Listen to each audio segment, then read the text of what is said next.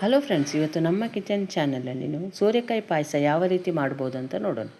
ಇಲ್ಲಿ ಒಂದು 3 ಟೇಬಲ್ ಸ್ಪೂನಷ್ಟು ಅಕ್ಕಿ ತಗೊಂಡು ಅದನ್ನು ಚೆನ್ನಾಗಿ 1-2 ತಾಸು ನೆನೆಸಿ ತೊಳೆದು ಈ ಮಿಕ್ಸಿ ಜಾರಲ್ಲಿ ಹಾಕಿ ನೀರು ಹಾಕಿ ನೈಸಾಗಿ ರುಬ್ಕೋಬೇಕು ಫ್ರೆಂಡ್ಸ್. ಇಲ್ಲಿ ಒಂದು ಬಾಣಲೆ ತಗೊಂಡಿದ್ದೇನೆ, ಅದಕ್ಕೊಂದು 2 ಟೇಬಲ್ ಸ್ಪೂನಷ್ಟು ತುಪ್ಪ ಹಾಕ್ಕೊಂಡು ಆ ತುಪ್ಪದಲ್ಲಿ 1 ಬೌಲಷ್ಟು ತುರಿದಿರುವಂಥ ಸೋರೆಕಾಯಿನಲ್ಲಿ ಹಾಕ್ಕೊತಿದ್ದೇನೆ. ಫ್ರೆಂಡ್ಸ್, ಯಾರಾದರೂ ನಮ್ಮ ಕಿಚನ್ ಚಾನಲನ್ನು ಹೊಸದಾಗಿ ನೋಡಿದರೆ ಈ ಚಾನಲನ್ನು ಸಬ್ಸ್ಕ್ರೈಬ್ ಮಾಡ್ಕೊಳ್ಳಿ. ಬೆಲ್ ಐಕನ್ ಆಲ್ ಸೆಟ್ ಮಾಡಿದರೆ ನಾನು ಮಾಡೋ ವಿಡಿಯೋ ನಿಮಗೆ ನೋಟಿಫಿಕೇಷನಲ್ಲಿ ಬಂದುಬಿಡುತ್ತೆ ಫ್ರೆಂಡ್ಸ್. ಈ ಸೋರೆಕಾಯಿಯನ್ನು ತುಪ್ಪದಲ್ಲಿ ಒಂದು ಸಲ ಚೆನ್ನಾಗಿ ಫ್ರೈ ಮಾಡ್ಕೋಬೇಕು ಫ್ರೆಂಡ್ಸ್. ಈಗ ಇದಕ್ಕೆ ನಾನು ತೆಂಗಿನಕಾಯಿ ಹಾಲು ತೆಗಿಬೇಕಂದ್ರೆ 3ನೇ ಸಲ ತೆಗೆದಂಥ ಹಾಲನ್ನು ಹಾಕಿ ಒಂದು ಮುಚ್ಚಳ ಮುಚ್ಚಿ ಒಂದು 5 ನಿಮಿಷದನ್ನು ಬೇಯಿಸ್ಕೊತೇನೆ ಫ್ರೆಂಡ್ಸ್. ಈಗ ಒಂದು 5 ನಿಮಿಷ ಆದಮೇಲೆ ನಾನು ನಿಮಗೆ ತೆಗೆದು ತೋರಿಸ್ತಿದ್ದೇನೆ. ಇಲ್ಲಿ ತೆಂಗಿನಕಾಯಿ ಹಾಲನ್ನು ಹೀರಿಕೊಂಡು ಸೋರೆಕಾಯಿ ಚೆನ್ನಾಗಿ ಬೆಂದಿದೆ ಫ್ರೆಂಡ್ಸ್. ಈಗ ಇಲ್ಲಿ ಸ್ವೀಟ್ನೆಸ್ ನೋಡಿಕೊಂಡು ಇಲ್ಲಿ ಬೆಲ್ಲವನ್ನು ಹಾಕ್ಕೋಬೇಕು.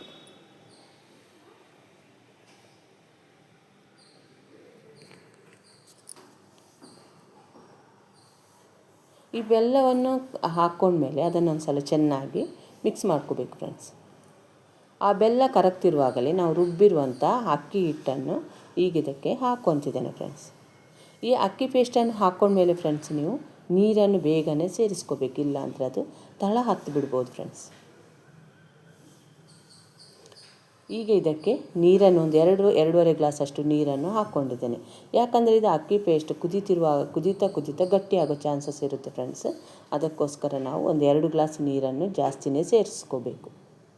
ಈಗ ನಾನಿಲ್ಲಿ 2ನೇ ಸಲ ತೆಗೆದಂಥ ಹಾಲನ್ನು ಹಾಕಿ ಒಂದು 2 ನಿಮಿಷ ಚೆನ್ನಾಗಿ ಕುದಿಸ್ಕೋಬೇಕು ಫ್ರೆಂಡ್ಸ್. ಈಗ ನಾನು ಇದ್ರ ಜೊತೆ 1 ಗ್ಲಾಸ್ ನೀರನ್ನು ಕೂಡ ಸೇರಿಸ್ಕೊತೇನೆ.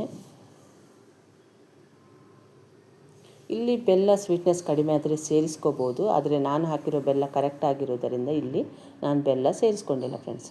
ಈಗ ಮೊದಲನೇ ಸಲ ತೆಗೆದಂಥ ತೆಂಗಿನಕಾಯಿ ಹಾಲನ್ನು ಹಾಕಿದ ಮೇಲೆ ಭಾಳ ಹೊತ್ತು ಕುದಿಸಬಾರ್ದು, 1 ಕುದಿ ಬಂದರೆ ಸಾಕು ಫ್ರೆಂಡ್ಸ್.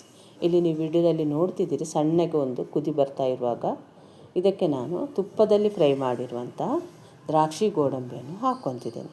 ಫ್ರೆಂಡ್ಸ್, ನಾನು ಮಾಡೋ ವಿಡಿಯೋ ಏನಾದರೂ ಇಷ್ಟ ಆದರೆ ಆದಷ್ಟು ಲೈಕ್ ಮಾಡಿ, ಶೇರ್ ಮಾಡಿ, ನಮ್ಮ ಚಾನಲನ್ನು ಸಪೋರ್ಟ್ ಮಾಡಿ ಫ್ರೆಂಡ್ಸ್.